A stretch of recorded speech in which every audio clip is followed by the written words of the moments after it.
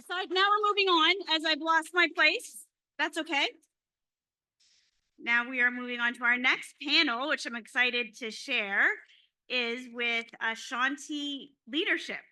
And this is an organization who will bring you 3 local professionals with expertise in neurodiversity in the workplace, led by Anne Devine of Ashanti Leadership. Our panelists, David Devine, Lil Missy Searle, and Keith Glenhorn, that will explore neurodiversity in the workplace through an intersectional lens. The discussion will emphasize the importance of recognizing and supporting individuals with neurodiverse traits, taking into account our various intersecting identities and experiences. What are the challenges faced by neurodiverse individuals in the workplace? How does one advocate for inclusive policies and practices that cater to the unique needs and strengths of neurodiverse employees?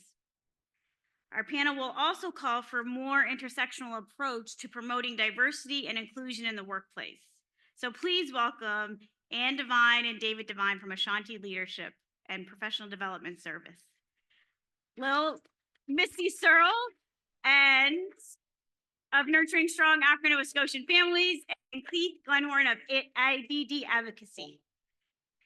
Yay.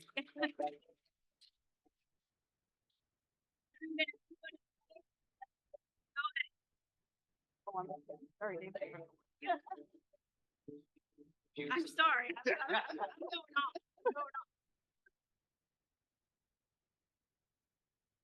All right. Good afternoon, everyone. I don't think anyone can hear me.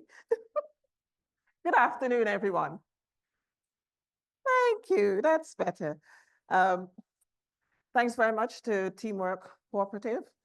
I have to say this is a wonderful opportunity for me to be here today.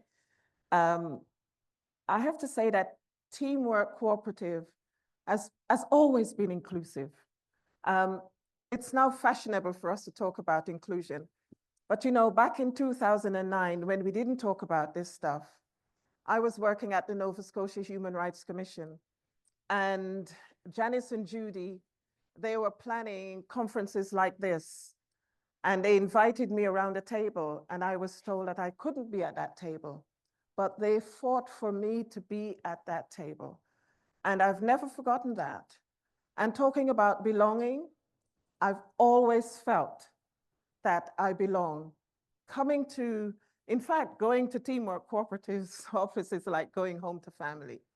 So I just want to let the audience today know that there have been people who've been practicing inclusivity and creating that sense of belonging for some time now, since 2009, because I experienced that. Who am I? I am a woman with different. Black woman could be described as a Black woman, a woman of African descent, a woman of Caribbean descent, British, all of that, different identities. Today, I'm wearing a white blouse, blue shirt, jacket, black pants. I have curly hair, brown, and my pronouns are she, her. I also have an invisible disability, which was diagnosed in 2019. So today we're here to talk about neurodiversity, and I'm quite nervous. I'm out of my comfort zone. I'm going to invite Missy Searle to come to the platform, because since 2022, we have been working on this topic. And for the past 2.5 years that we have been delivering neurodiversity programs, workshops, every time we do a presentation, we learn something different. So I'm not going to do this on my own. She doesn't know this, but I'm going to call her because we've been partnering with this for a long time. So come on, Missy. I wore heels, so I didn't have to stand. Well, I can come and sit with you. Muy bien. Okay, can we do the slides? Yep.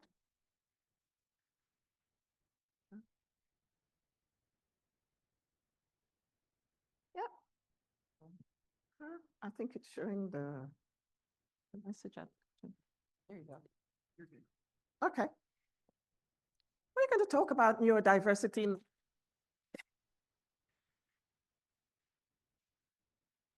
Can't stand behind me. We do this together. And we tend to go into some deep dives when we're looking at this topic.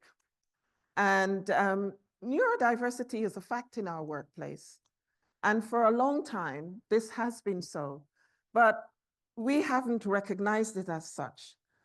And it's, we've talked about the business case for diversity, equity, and inclusion, and that's been accepted by and large in many organizations. But to leave out neurodivergent people would be to leave out a large section of our workforce, talented workforce, individuals who can contribute to our productivity. And oftentimes, those individuals are not given the opportunity to demonstrate and to show who they really are. Thanks very much. So, neurodiversity is a complex and nuanced subject. It's challenging sometimes. However, it's important for us to remember that in our business, in our work environments, amongst our team, it's the diversity of thought that counts, the innovativeness, the creativity that we all bring to the workforce. In a sense, neurodiversity may be one of the most, as I said, challenging, but yet still, it offers an upside for our businesses once we begin to recognize that individuals who are neurodivergent can add to our work environment. And it is not a problem. It's a question of us accommodating, understanding, and creating those opportunities. So we're going to talk a little bit today about what is neurodiversity? How do I support my coworker? How do I support my colleagues? How do we foster belonging in the workplace? And what are neurodivergent people around us? Who are they? What do they look like? Do they look different from me? Do they look different from Missy? I don't think so. So how can we do this together?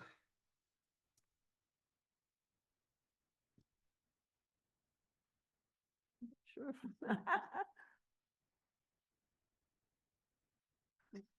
There you go. Okay. Recently, we've been hearing a lot about neurodiversity. I'm sure you have heard of this topic, yes? Yeah. Let me see the hands of all. Everywhere we go, people are talking about it. So how do we engage with neurodiversity within our workplace? Simply, it refers to the different ways our brains are wired and how we process information, which we all do it differently. And that difference, it's natural, right? And it's been amongst us for a long time. It's the neurological thinking style, such as those individuals who are associated with autism, ADHD, as we've heard today, and that represents attention deficit hyperactivity disorder, dyslexia, and other unique conditions. And they're simply part of our natural human conditioning, which sometimes we are not acknowledged, and people are not respected, and nor are they accommodated.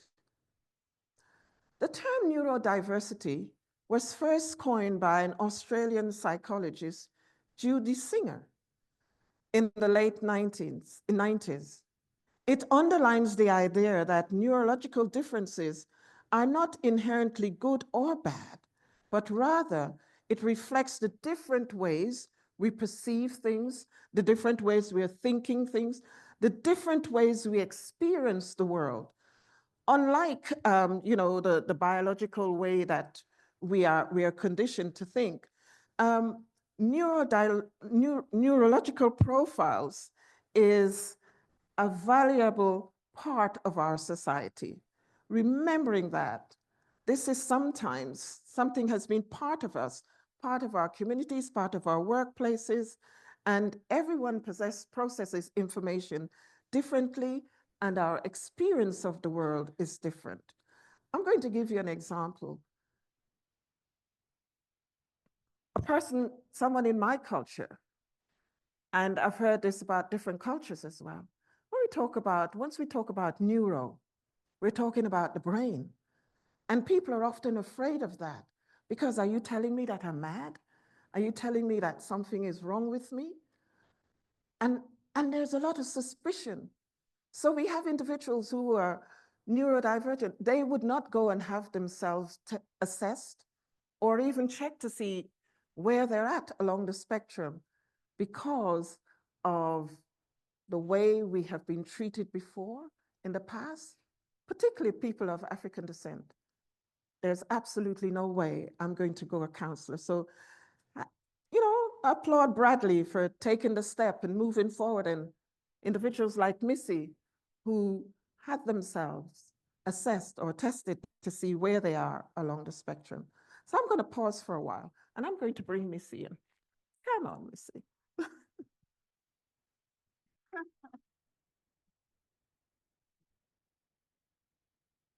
First of all, Missy is going to tell us a little bit about herself. So not good with these description things. Good afternoon, everyone. I go by Missy. Lillian is just for the checks. I'll give you my address where you can send them. I am a Black African descent woman, also Caribbean descent. I am 5'6¾". I am wearing I go by she, her, L. I have on a black turtleneck, my mother's silver necklace from 1964. It's my good luck charm. A red blazer, blue jeans, and a pair of boots with heels that I don't generally wear. And I have on tortoiseshell glasses. I think that's what they're called. And I'm really happy to be here this afternoon. As Anne said, neurodiversity has been something that we have fallen down the rabbit hole with. I write curriculum for Anne's workshops, and I said to her a couple of years ago, I said, Anne, you should really do something on neurodiversity. And she was like, okay, go ahead, let's do it. And then when I finished doing it for her, she said, okay, go ahead, you're going to facilitate it. I was like, no, I'm not. And she's like, your first voice. Who better to facilitate something about neurodiversity than someone who's actually neurodivergent? So here I am.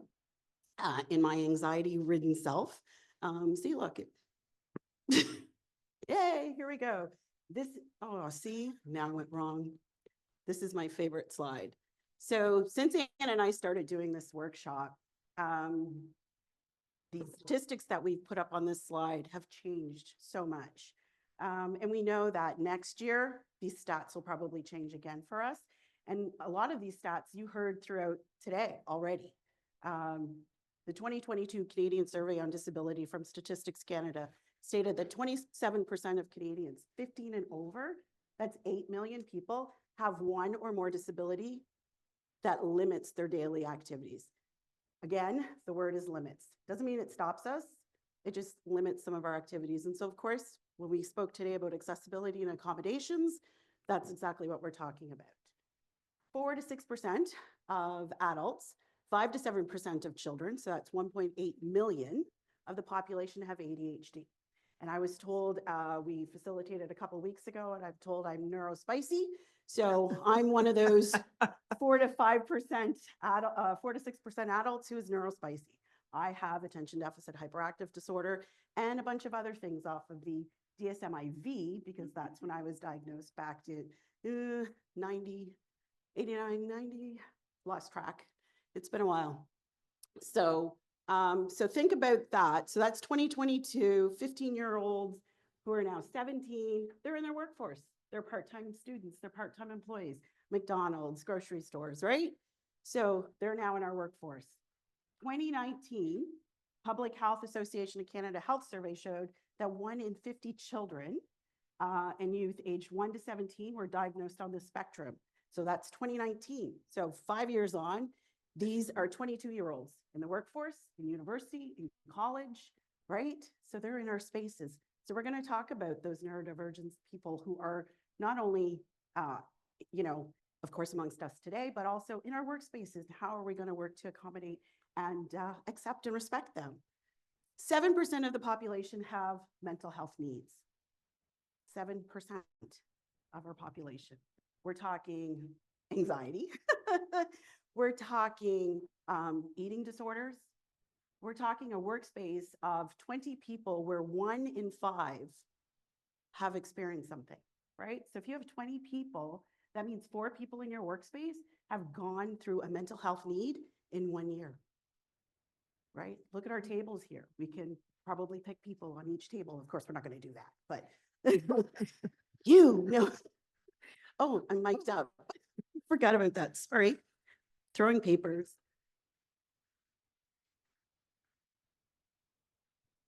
So some of those numbers have changed. Why do we think those numbers are really going to go way up for 2025? COVID. Exactly. COVID, right? So I'm really, really eager to see what these surveys and these studies are going to come back with. Why do you also think that they might be too low? Thank you. Right? Comfort with disclosing, right? So some people, as Anne was stating earlier, culturally might not fill out those surveys, might not speak up to that. I've spoken about my neurodivergence forever because I have nothing to hide. It makes my life easier, makes my son's life easier. Lastly, traumatic brain injuries. So they occur at an annual rate of 500 and 100,000 people. I always want to say a million. 165,000 Canadians have an acquired brain injury and rising. So I have more stats to go with that because stats are my favorite thing. Why do we think the numbers are rising?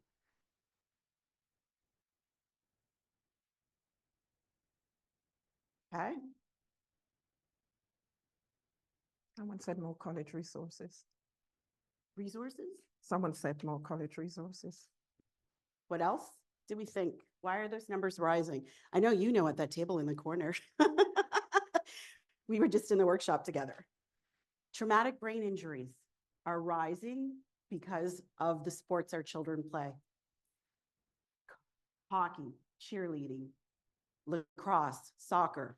These are upping the numbers of TBI. These numbers here that you see on the screen are actually quite low. Now, I want you to think about it, that those people are in your workplace. So between 2018 and 2023, 823,000 traumatic brain injury ER visits. 11% of those were concussions. Go back to work. 63% of those were males, of those 11% of those concussions going back to work. 5 to 19-year-olds made up 35% of those were sports. 29% of those were motor vehicle accidents. But 20-year-olds to 64-year-olds who were working age made up those numbers of the 800,000. 37% of those were falls and 29% of those were motor vehicle accidents, all going back to work. So when they went back to work, lights, sound, smells, all of these things affect going back into that workspace. So these numbers are rising. I said to Anne one morning, I was watching CTV, I didn't catch who it was on the news, but they said by 2030, we're looking at 50% of the injuries that are in the workspace are going to be because of traumatic brain injury. You know, I left my job as an early childhood educator because the children were too heavy and I actually fell and ended up with whiplash. I had to leave my job because I could no longer lift a child. I mean, I'm doing great now. I've got a great job and things like that, but having to leave a position in childcare because of whiplash. So these people are in our workspaces and we have to learn to, you know, make it so that the space is safe for them, psychologically, physically, a really safe space. So this is one of my favorite slides is when we talk about that. And something else that was brought up to us at a last session that we facilitated was what is also missing on that slide is domestic violence. So under traumatic brain injuries, under the falls that are being reported, are they all really falls? Right? And what numbers are we missing? So these people have to go back to the workspaces. And so having that, I believe someone earlier spoke about communication and having that safe communication with your leader, manager, coordinator, and being able to have those relationships and those conversations will really help for you to have a really comfortable time in that workspace. So I'm going to give it back to Anne. Thank you very much, Missy. Another area that we found that a lot of conversation is taking place about is women in the workplace, old, middle age, senior women experiencing menopause or premenopause. All of that, we're having to, these are things that we never discussed about.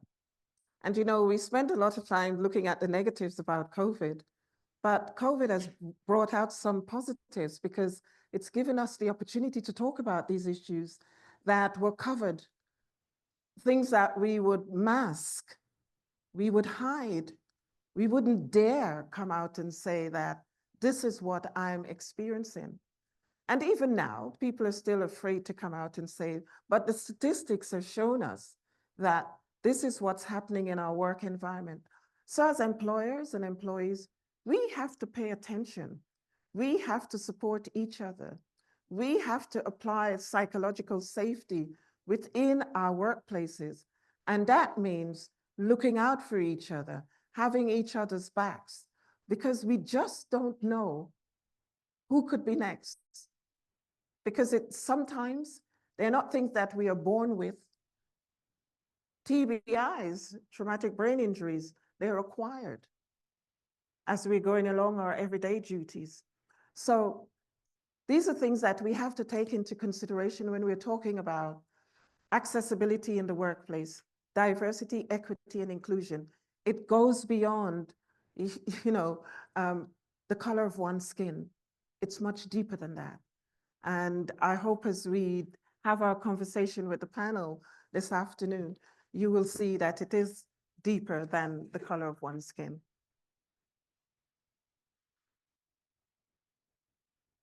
Click. Oh, clicker?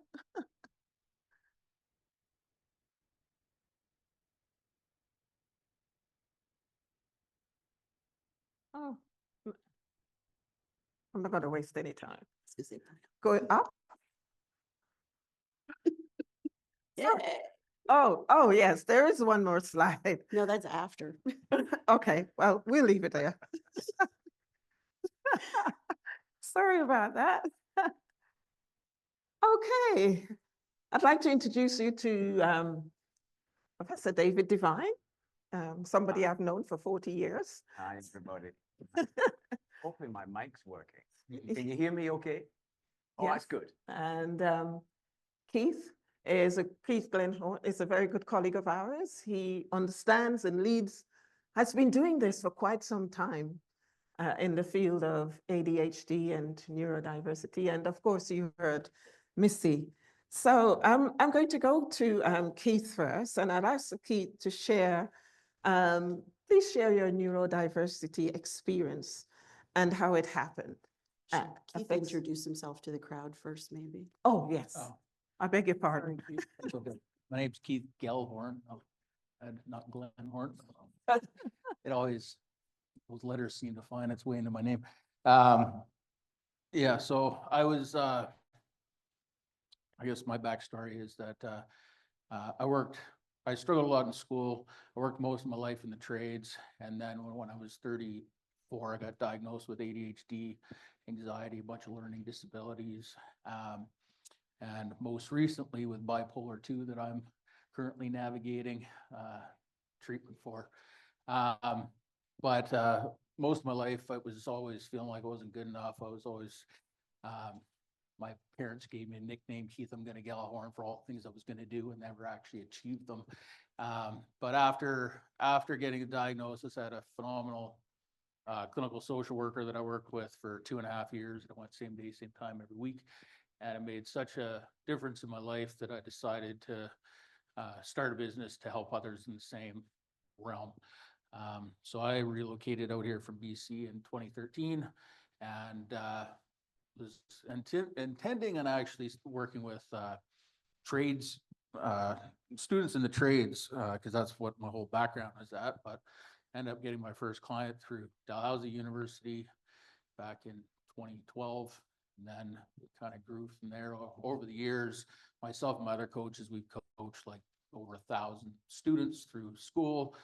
Then as we were coming out of school, realized there was a lot of challenges along the way with the employment side of things, and we connected with Teamwork Cooperative and said, how do you guys feel about getting like 40, 50 students, sometimes up to 100 students every February, and create a partnership with them, or I guess a relationship with them, transitioning people out of post-secondary into the workforce, and also work with entrepreneurs over the years.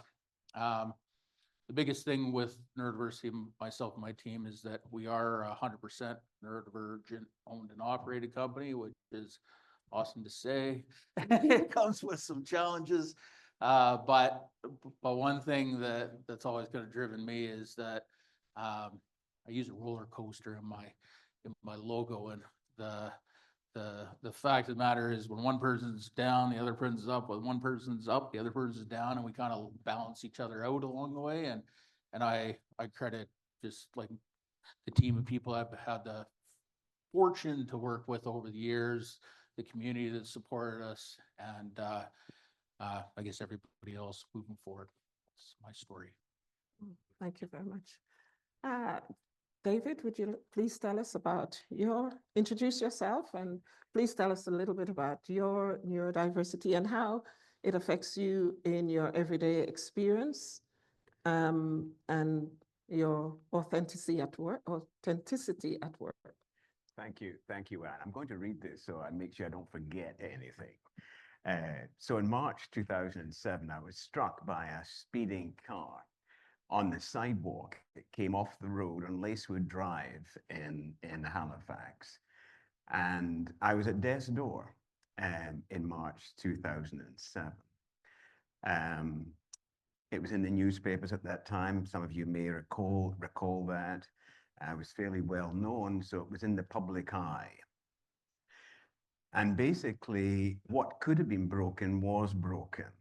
Legs, arms, hip, shoulders, ligament tears, and tendon tears. So really, I was in a complete mess after the car struck me.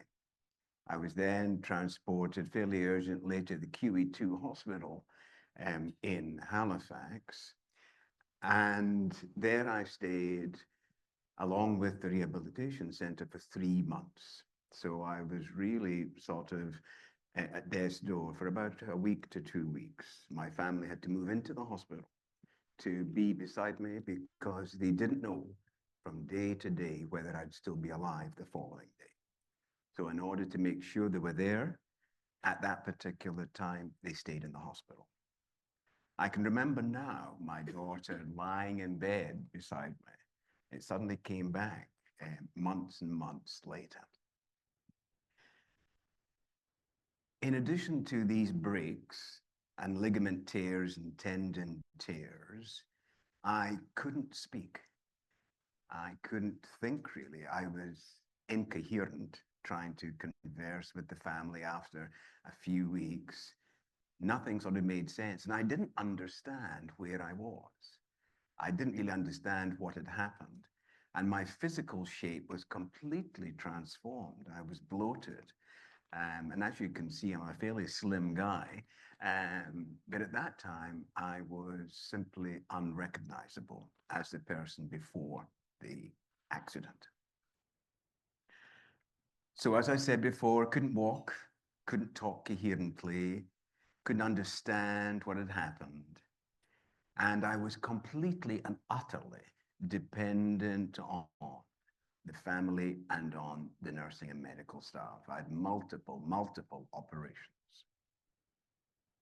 It took me 10 years to emerge from this space, physically and mentally, and to recover my independence from a wheelchair to crutches and then to a cane when needed. On the mental health side, from being absolutely unable to communicate coherently with anybody, read or write, to being coherent, able to write, and increasingly understand what I was reading and what others were saying to me in conversations. 10 years it took me to get to where I am now. Almost finished this question. Navigating challenges after the accident was painful, tearful, draining, but I refused to be beaten by the circumstances of the accident, not allowing my future to be dictated by the accident. And also, I resorted to a variety of measures to address the changes in my physical and mental health presence.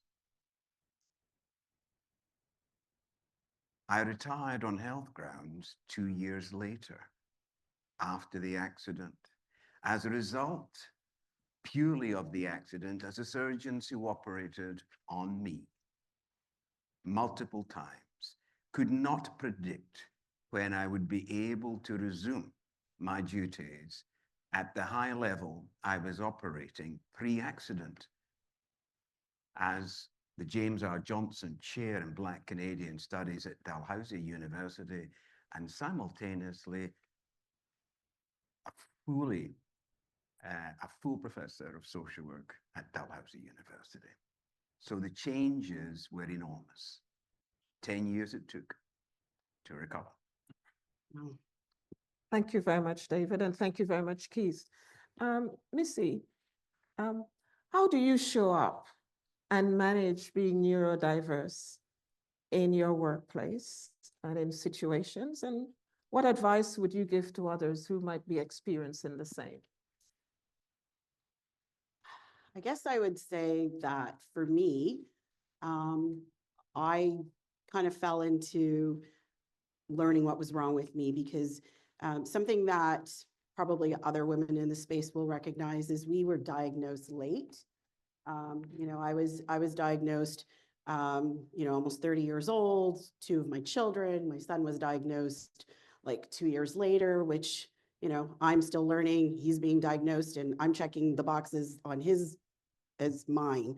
And so, so being diagnosed late, having, talking to my mom, and my mom's like, why are you going down that, why are you going there? Why are you doing counseling? Why are you doing all of these things? There's nothing wrong with you. But then flashing back to those report cards that said, she talks too much. Surprise, surprise. She talks too much. She's really busy, but nothing said, maybe you should check and see if perhaps, like most of the little boys in my class, right? But because I was a girl, it was accepted for me just to be chatty, right? Now when my son, him being chatty, of course, the first thing I was told with him in grade 5 was, I think he might have XYZ, right? But these things weren't said. They might have been said to my parents, but my parents didn't acknowledge it. So that stigma piece was there. And so from the minute I was diagnosed with everything, I've always talked about it. I've always spoke about it, maybe to the detriment of some of my workspaces, probably. Ask my resume. I have to take stuff off. But it's really important for me that you know who I am. And I've raised my son, who is dyslexic, dysgraphic, and also has dyscalculia, the exact same way, where he shares.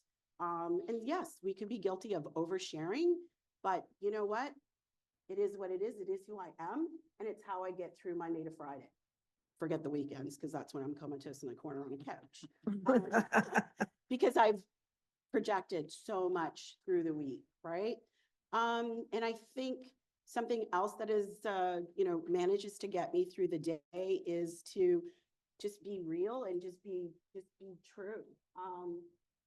I think masking and hiding who I truly was in a lot of my workspaces really made it difficult for me to stay in those spaces because I was pretending.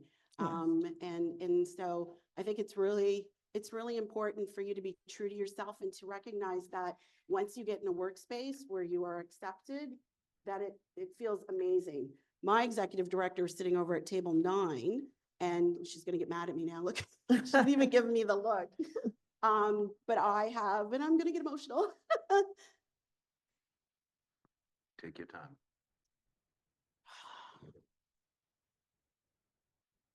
6 years ago, I was let go from a big position. And I did really well in my job, and I was let go, and I knew I was let go, and it's a whole, thanks, David. And I knew I was let go because of, it was that whole intersection piece of being a Black woman, being Black and being a woman, because another Black woman stepped into the workspace, and I knew I was gone within 6 months. So out the door I went because of that intersection. But imagine, not only was I dealing with that intersection, I was dealing with being perimenopausal. Hello emotions, because now I'm in menopause. And then having everything else going on. And so I was let go. And I was approached by a former boss and said, hey, I'd love for you to train to become a facilitator for this program, because I know that you put 100% of yourself into your job. And I took it as a facilitator. And then 2 years ago, her and Trina over here at number 9, Trina, wave your hand, please. She give me a fist. Trina and Natalie 2 years ago were like, I don't care that you're not a social worker. You are real. We want you running this program. And the Department of Community Services has given me the job of being the provincial coordinator of Nurturing Strong African Nova Scotian Families. This is a provincial program. And I honestly think it just comes from being real, being true, and not hiding who I am. Yeah, sorry, Anne. That's my answer. Thank you, David. Thank you. Keith, as an individual who is neurodiverse and running your own business, your own organization, how do you show up? What does that look like on a day-to-day basis? Because, some of us, we mask, we cover, and we can't be our true authentic selves because of what we experience in the workplace. How do you show up? I guess over the years, created a bunch of systems that have worked for us. We have run very well out of calendar and line up everything. Similar to how I actually worked with my social worker back in the day. It was same day, same time every week. That became kind of a staple of what we proclaim. We work same day, same time every week. It gives it some consistency. So we try to create as much consistency as we can in our business. The other part is drawing on the strengths of other people. So like I said, everybody that works with me has ADHD, one on the spectrum, and a bunch of contractors have a bunch of different things going on. But we kind of draw on each other's strengths in certain areas. I'm the guy that gets up on stage. I have other people that are perfectly happy sitting in the background and not coming anywhere near these things. So we basically just draw on each other's strengths. And 2024 has been a very hard year for us. I won't get into details, but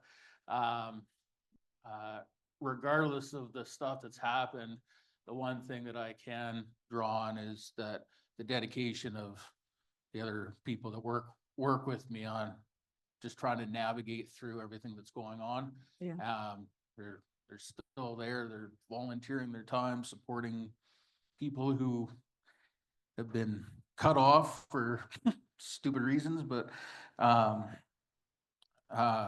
continue to show up and do the work and model the behavior that if you just keep showing up and doing your work, you'll eventually get there. And then there's also the other flip side of it, that if you need to take a break, as Hannah told me today, like I've been on a bit of a break myself because I'm a little overwhelmed, that it's okay to do that. And sorry, I'm emotional, but it's okay to do that. And eventually it'll come back around, that things will work out. But right now just shitty. So, Mhm. but, Yeah. they'll be fine. It's fine. I don't mind. First time out of the house in 3 months, just sit up in here, so that's Did you say? first time out of the house, 3 months. And you came out of And the I house came out of the looking- house to show up for you, Bessie. Wow. Very Isn't that amazing? Thank you. You know, Keith, whilst we were planning this program, I'd let you know, we talked about you, Missy and I talked about you. And just as we were talking, her phone went and it was you. So you were meant to be here today. I appreciate it. So thank you for being here. Thank you for showing up. And I just want to add, like Bradley was talking about the Beyond ADHD in New Brunswick. You know, I've connected with Keith throughout the years, and women who I know that are getting late diagnoses are like, Missy, you know, who do I connect with? Who do I connect with? And I've always sent them back to Keith, because Keith, the same, would be like, okay, Missy, send them to Beyond ADHD in New Brunswick, send them to this person or this person. So it's not costing $3,000 out of your pocket. Like Mhm. sending you to viable, reliable resources that are legitimately not costing you $3,000-$4,000, taking it out of your insurance. So I would always call on Keith for this resource. So if there is any late diagnoses, women in the space, again, you know, yes, Keith said he's staying home, but you know what? Reach out to Keith, because this is something Keith does very, very well. I've worked with Keith since 2012 when I worked at the Center for Entrepreneurship, and you know, he's worked so well with entrepreneurs. As we know, a lot of people who are entrepreneurs just can't be in the workspace anymore, right? There's a reason they start their own businesses, because people where they work didn't understand their extra interest. What is that word I'm looking for? Maybe extrovert, maybe Or the introvert. eccentricities that they might Yes, have, yes, right? yes. So they become an entrepreneur. So finding a space and finding someone like Keith to talk to about how do I, you know, stay the course as an entrepreneur, having neurodiversity. How?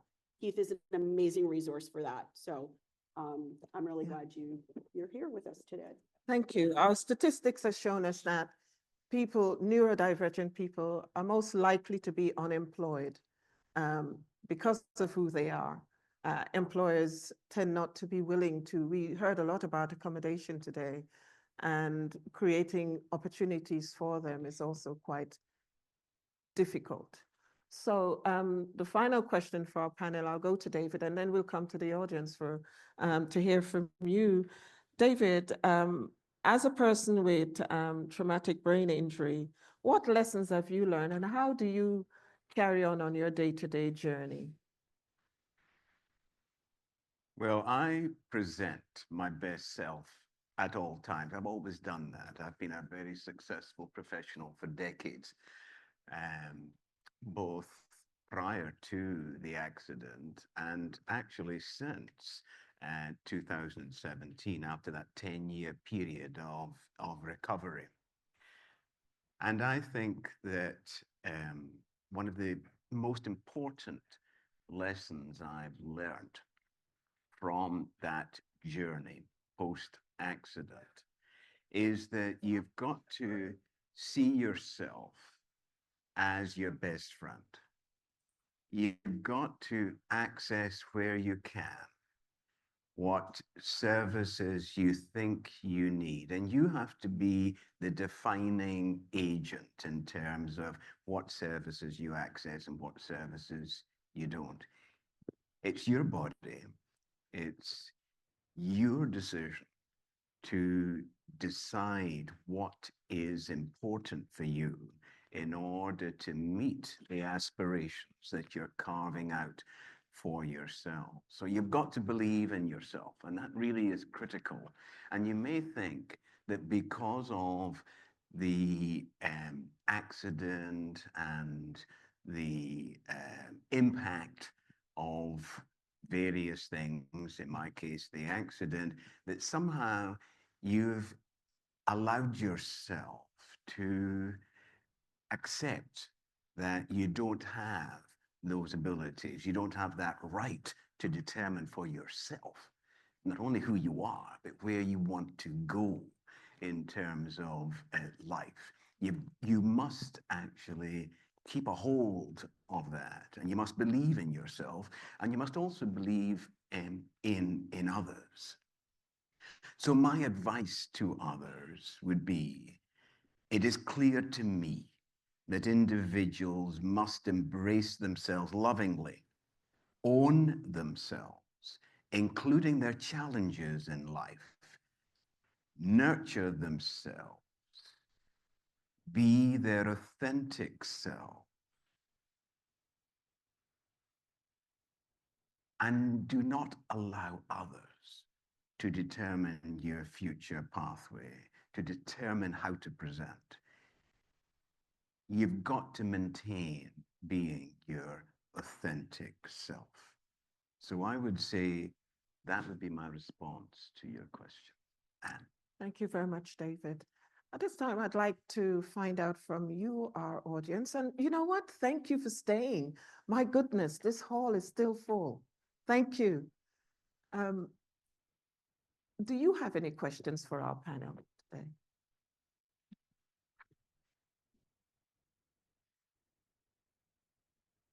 You're all in shock. No? There is a question, sir? Somebody's pointing? Oh, yes. Okay. Do we have a mic?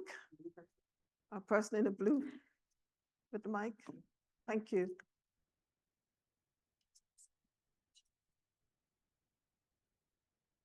Hi there. Thank you so much. Like truly thank the four of you and those of you who've presented today. I've found it to be profound. I've had tears in my eyes more than once today. I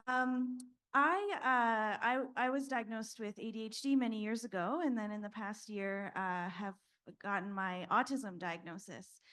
And for me personally, I spent a long time debating, what is the point? I'm an adult, I'm not in school. What is the point of this diagnosis? Does it mean anything? And throughout the past year, I've been kind of learning what it means for me. And in many ways, it's overcoming that internal ableism that we might have against ourselves for our neurodivergence. And I was just wondering if the four of you have any reflections on the value of diagnosis, but also the value of self-diagnosis, or if you have any comments you might want to make on the topic. Thank you. Okay. Do you want to go, Keith? Yeah, sure. Diagnosis gave me a starting point, so I knew what to expect. Right from the get-go, I didn't go by the clinical stamp on my forehead. I don't want to be the ADHD guy, and that's all I'm known for, even though my whole business is surrounded by it. It is what it is. First name we said. Yeah. But the value of getting diagnosed is giving a starting point, and then underlying the diagnosis is something called executive functioning, and that's the part that actually impacts us the most. So that is organization, time management, communication skills, social skills, all those pieces that are there and are constantly needing to change and adapt and be resilient around. So it gives you a place to go back to for that, whether you're medicated or not. There's a lot of stigma around medication and Yes. whether to take it or not, but it is effective in like 70 to 80% of people once you find the right one. Yeah, I just find that it's a support and connection that you really need more than that stamp on your forehead that you don't need to walk around with. That's your business called that. Yeah. And talking about stamps on your forehead, talking about diagnosis, it's not quite diagnosis, but basically, I remember struggling with registering as a disabled person. Yes. That was a major challenge for me. I've always been very sporty, very athletic, constant long distance runner for years and so forth and so on. And the greatest struggle, I would say, in that 10-year recovery period was actually seeking that label, registering as disabled, finally accepting, David, you have major challenges. It's going to take a long time to recover, if you ever recover at all. And you've simply got to bite the bullet. And so what's wrong about being registered disabled? You talked about ableism. Well, of course, as a social worker for decades, I was very aware of diversity, equity, inclusion, and oppression generally. And as a Black man, very conscious Black man, very, very aware of oppression and racism and discrimination. But part of me felt, although I could work with disabled individuals and had done so for decades, I now was part of the disabled communities. And that was a challenge to me. So I had to unlearn some of my thinking. I had to change my thoughts about myself and now embrace it. Embrace it. So thank you very, very much for your question. And for me, the same, it was, you're sad when you hear it.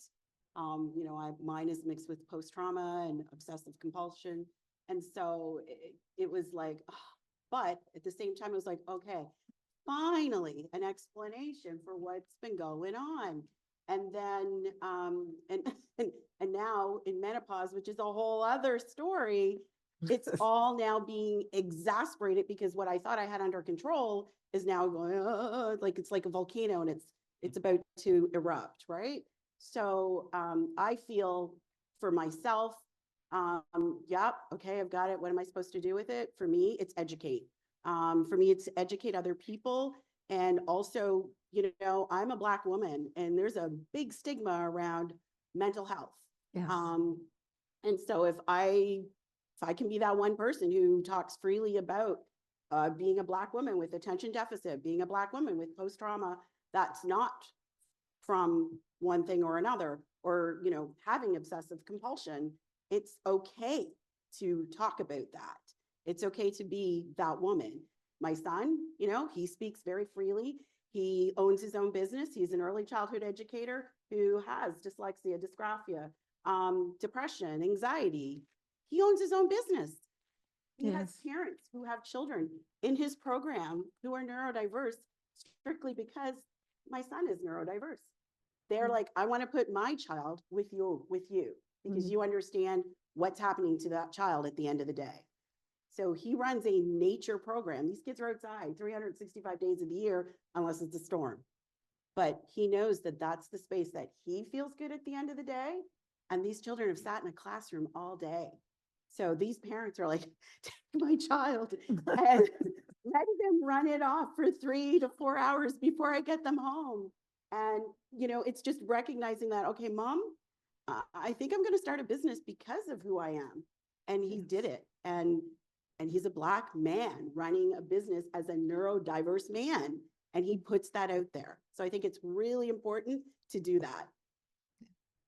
Thank you very much. I'm not going to say too much. I'm just going to say my biggest issue, as I said, I was diagnosed with an invisible disability in 2019. And like David, my biggest issue was coming to terms with the fact that I am a disabled woman, a disabled senior. Teenager. Teenager. And sometimes when I step out of my car, it's got the badge, which we both had to accept this badge. And when I step out of the vehicle, sometimes people look at me funny as if to say, well, what's wrong with you? But I am what I am. And it took me years. And I think it's probably this year that I fully came to terms with the fact that you are disabled. And when my doctor said to me, and it's going to get progressively worse. So I have to live with it. So that's me. Oh, any more questions? In the We middle, have Andy. time for, yes, go ahead, please. Okay, so yes, heads up, I will have more than one question this time, all right? So question is, when facing the the barriers to employment that you face, and when having to face a lot of daily stressors in life, like getting ready for the day, having meetings, a lot of work, a lot of paperwork. What are some tools or methods you can use to help deal with your stress? And another is after the car incident happened and 10 years of the rehab, what are some coping mechanisms you use to help be in a happier place instead of letting yourself feel down like you could, but instead choosing to be a happy person instead of that? Wonderful. Well, okay. Thank you very much for the question. The answer to that question is a profound belief in myself. I've always been hugely independent from a child, and very, very independent, not dependent on anybody. Because I grew up, I was abandoned as a baby by my single parent white mother and Black American father. And my accent, as you probably gathered, is from Scotland. So this is all in Scotland. And Black people in the 1950s were very, very few. So my mother was living with her parents. She was white. And it was an absolute shocker and stigma that she, A, had a Black boyfriend in the American Air Force, and that she was pregnant by this Black man. And so she was ousted. And when I came along, I was ousted as a baby at 3 months. And I grew up in the care of the state, the Scottish state, right up until the age of nearly 90. And so therefore, I had to develop ways of developing myself, making my own way, developing how to make decisions about my own life. And that created a huge momentum within me to make sure that I'm going to make my mark in life, and have subsequently done so. So even with the accident, I was very successful professionally before, and I said, I'm not going to be beaten by this accident. When I was conscious enough to think about the accident, conscious enough to think about the impact, and remember that took a period of 10 years, I said to myself, hell no, I'm not going to be dictated by this accident. My future is not going to be shaped by the accident. I'm going to be as successful post-accident as I was pre. And that has occurred. And it's sheer determination. It's a belief in yourself. And that is fundamental. If you've not got that belief in yourself, not got that confidence in yourself, not got that trust in yourself, you're finished. It's as simple as that. But you've also got to blend that with trust and faith in others. And I also have that too, not only with the family, with my children, my partner, and for 40 years, but in the wider community where I am loved. I'm loved because I've contributed to, and still do, to the wider communities. And people know what I do. People know what I do. So that's my answer, sir, to your question, and thank you. And so to your first question, it was about how we get through the day and like stressors and things like that.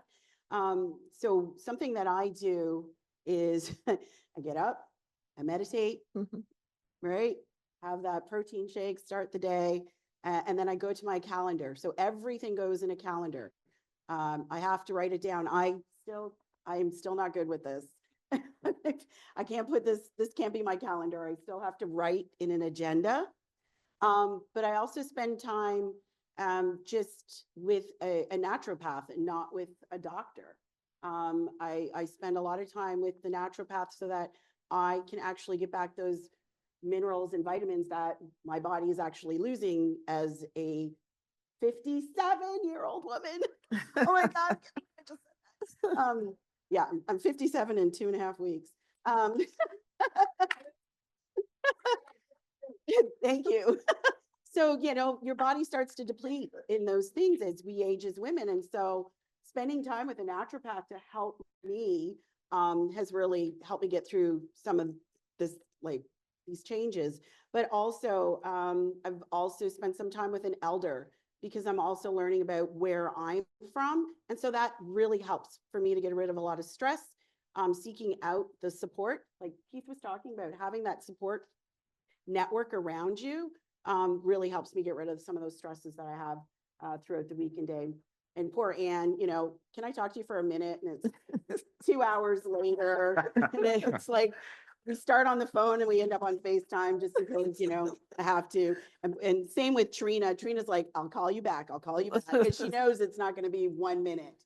But yeah, so having that network around you can really, really help you get through the day. And especially if the network knows where you're coming from. Yeah.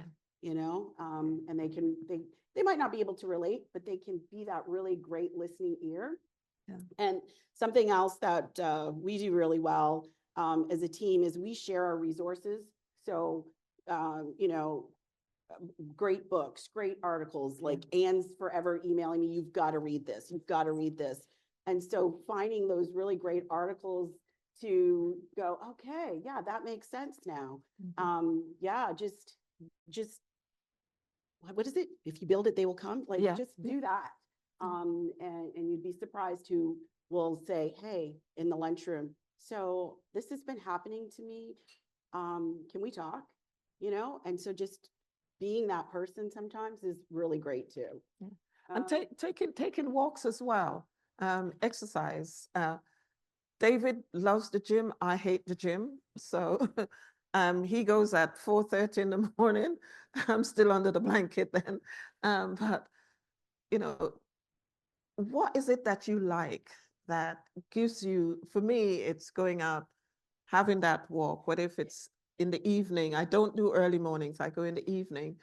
And, you know, you meet people and you have conversations and helps me. I plan my day and have a huge support network around me. A lot of people who and what I do, I have a WhatsApp group that's been going since 2014. And the women are all over the world. So we would send each other encouraging messages during the day.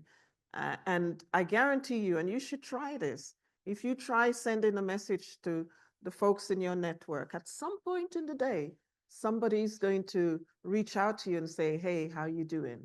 And that's how I keep it going. So that's something that you might want to try. I think we might be coming up to the end of our time here. So yes, I'd just like to ask one question of one takeaway, starting with Keith. What is the one thing that you would like everyone here to take away and as neurodiversity? And you know, maybe I should read the question. What is the one thing you would Don't like the care. general public to know about neurodiversity that you feel is not often talked about? One thing. One thing that's not often talked. I guess it is the kind of that roller coaster thing. So just because somebody shows up one way one day and they're not the next day, it doesn't mean that they're not the same person underneath it. They're just going through their stuff, and that's okay. And if you can show up authentically to do that, and hopefully without too much judgment, it's good. And then also just again the resources that are there. Like I had no intention of coming to this. I talked to Dave Waring wherever he is, and he's like, yeah, you're going. Essentially, he's like, yeah, you got to get up there. That's where you thrive and whatever. So it's that, yeah. The people around you, and Missy was the same way. Like Missy phoned, I was like, I'm going to return that call because Missy is a nice person and has helped me over the years. So it's that showing up. The most important thing you got to do is show up and be yourself. And if you're having a hard time, so be it. When you're having the good times, reap the rewards of that too. Absolutely. Yeah. And Thank you, I've David. yes, and I've noticed just in terms of your question, Elder Anne is still here. Hi, Elder Anne. Your presentation this morning was wonderful. It moved me. as did Prasanna's presentation. My take on your question, Anne, is this.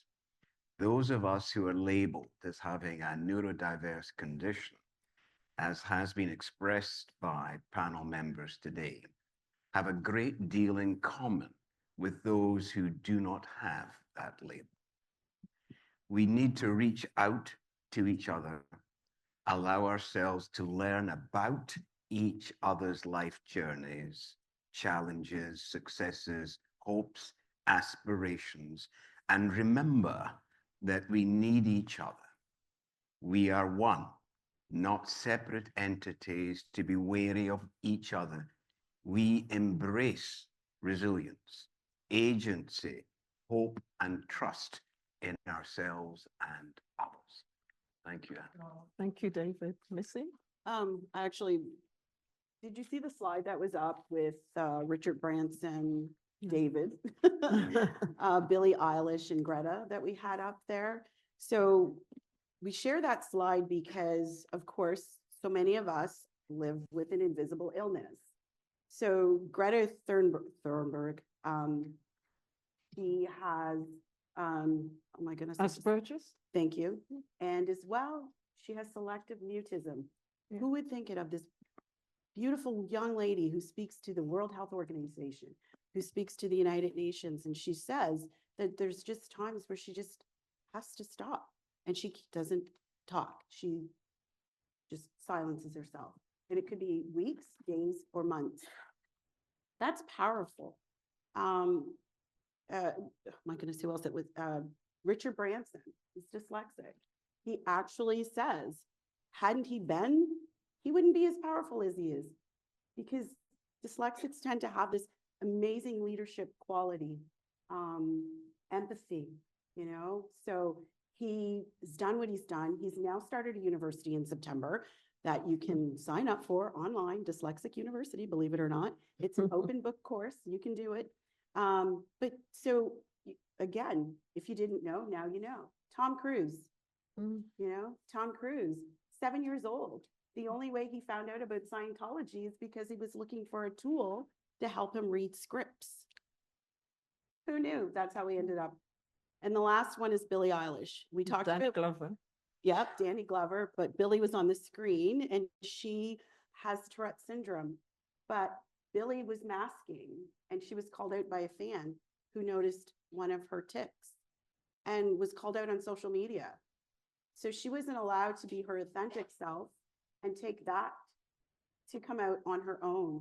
So when, you know, when Anne says, you know, what things that aren't known or one thing, it's, we have to recognize that this is invisible and that people should be able to share as they wish to share. Richard's fine, Tom's fine, Greta's fine, but Billie wasn't. So one of the things that I would stress is please allow people to share as they're ready to share, not like me, but you know, so, and there's nothing wrong with how people reveal their neurodiversity. You know, it might be sitting around the table today or in the elevator going downstairs. So that's the one thing that I'd like to share is just give people that space to just come out, yeah. Yeah, as they be themselves. Yeah. Yep. Yep. And I apologize to the interpreters because I speak really fast. And thank you very much. I was watching you going, I can't slow down. Well, on behalf of Teamwork Cooperative, I'd like to say thank you all very much for taking the time to listen to us, to give us the opportunity to share our thoughts with you. It has been a really inspirational day. Many of us have had a lot of roller coaster emotions up and down. Several times we wanted to cry because of what was discussed, and did cry because of what was discussed there today. So as we leave here today, let us remember that diversity includes all of us.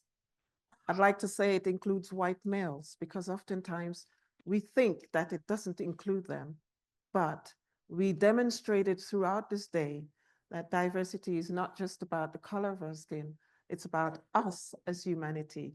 That is what International Day of Persons with Disabilities is all about.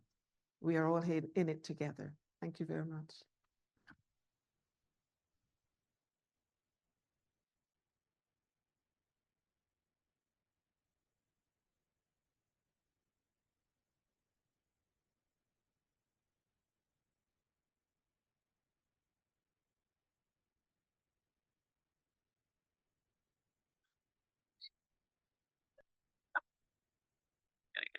job. Thank you.